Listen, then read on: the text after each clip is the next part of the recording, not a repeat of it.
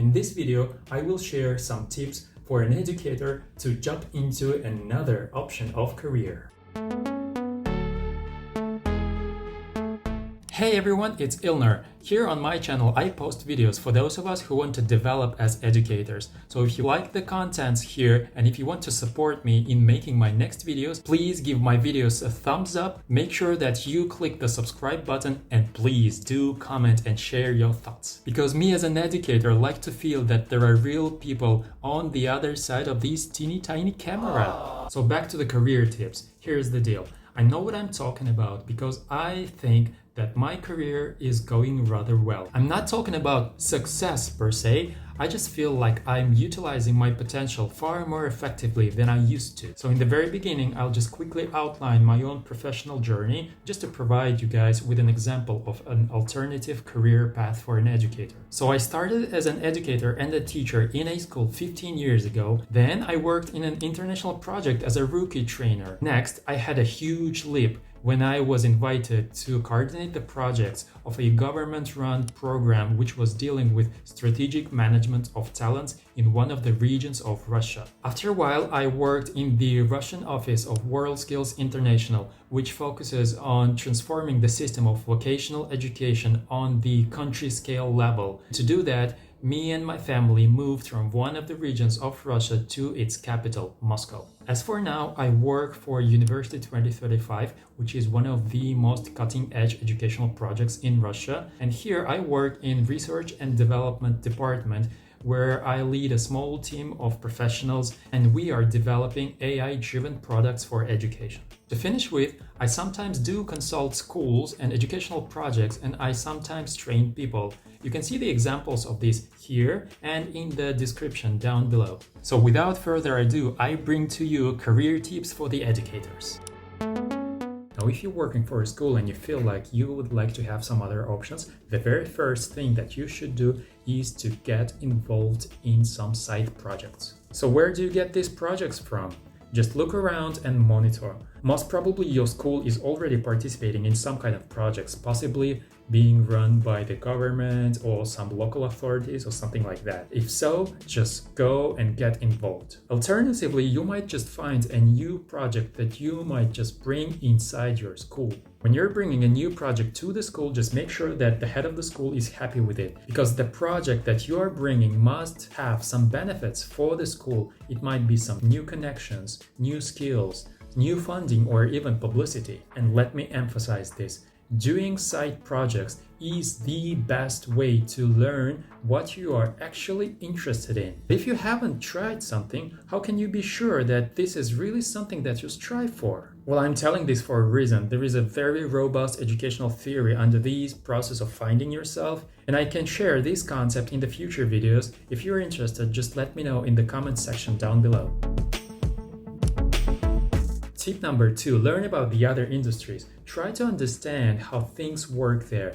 The more you learn how the other industries work, the more possible your transfer to these industries becomes. So how can you learn about these? Read the articles and books on these new industries. The more you read, the better you know these new worlds. Learn the terms that people are using there. If you speak their language, you will become a far more valuable professional.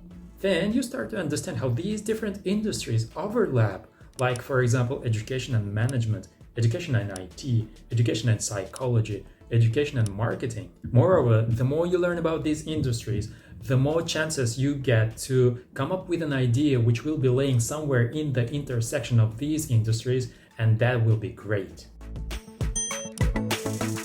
Tip number 3, networks and social networks. Now this is vital. When you're trying to switch into a new context, it's always easier if someone is pulling you from the other side rather than if you are trying to do everything by yourself. So learn about professional societies, go and visit their events and meetings, because it's always easier if someone can recommend you. Go and read about the concept of the strength of weak ties. This concept explains in details why it's really important to go and get to know with people from the other contexts. Monitor what's going on in your educational system's outskirts, like for example, what educational projects are out there, what is your government strategy on education, or for example, what are the hot topics in education nearby. Because hot topics like for example, educational technologies might be a shortcut.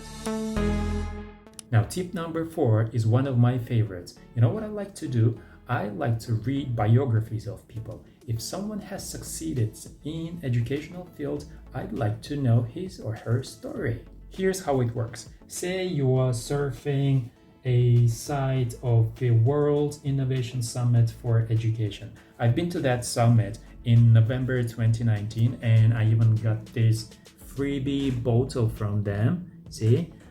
And say you are surfing and then you see this nice looking chart and the article behind it. You go there and you see someone here, the director of instructional design in open classrooms. Then you click on her profile and you can see the biography. So she's from France. So I think we should read her name as Charlene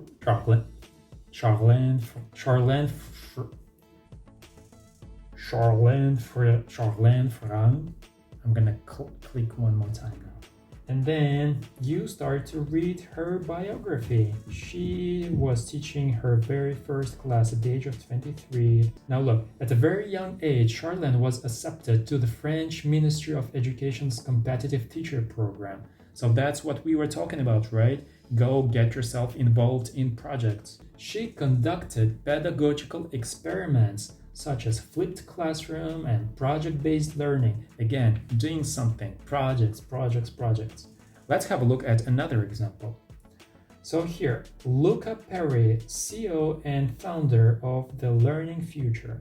Now look, he supports the school systems and companies. A former teacher, he became a school principal at only 27 years old. That's really possible here in Russia. And was named Inspirational Public Secondary Teacher of the Year for South Australia. That's also interesting, right? When someone is calling you to participate in such a contest, for example, you know what to do. He holds 2 master's degrees, speaks 5 languages. Wow, interesting, right? So why are we looking at these biographies? The reason for that is getting some new ideas of how an educator might have some alternative career paths.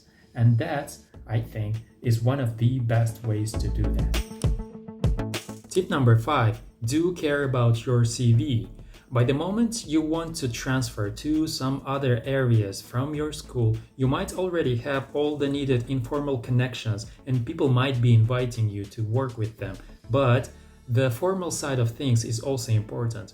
The very person who is inviting you to work in some other work context might not want to see your CV, but maybe his or her superior would ask for it. That's why all the formal criteria have to be there in place. Look at your CV from your next employer's point of view. So what are the projects that you have been involved to? What are the skills that you have? What are the results that you have achieved?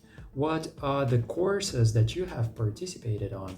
So yes, do care about your CV. So that's it for today, my friends. I really hope that this video was helpful. So please share your thoughts about the next ideas that you want me to unpack. For example, do you want me to speak about the exact skills that you need to acquire as educators in order to grow in your career?